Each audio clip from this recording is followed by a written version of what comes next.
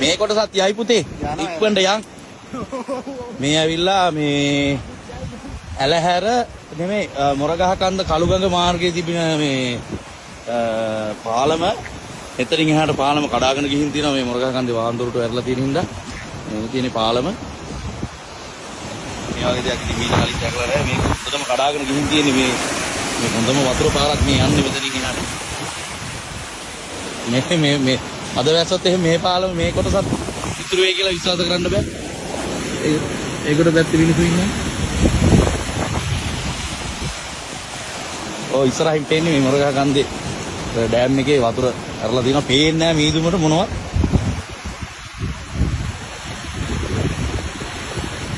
අපි එතෙන්ද ගිහලා බලමු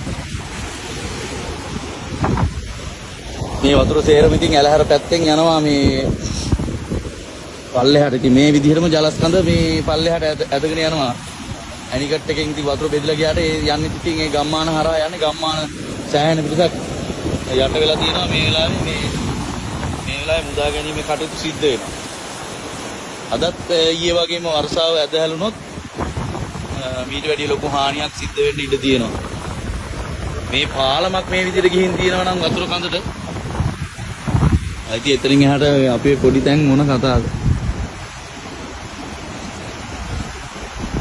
අක්කා ෆෝන් එක charge කරගෙන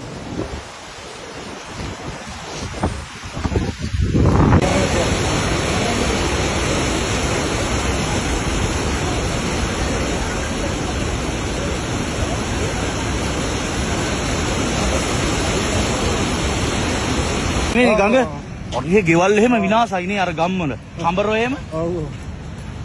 ඉස්සර එහෙට යන්නේ.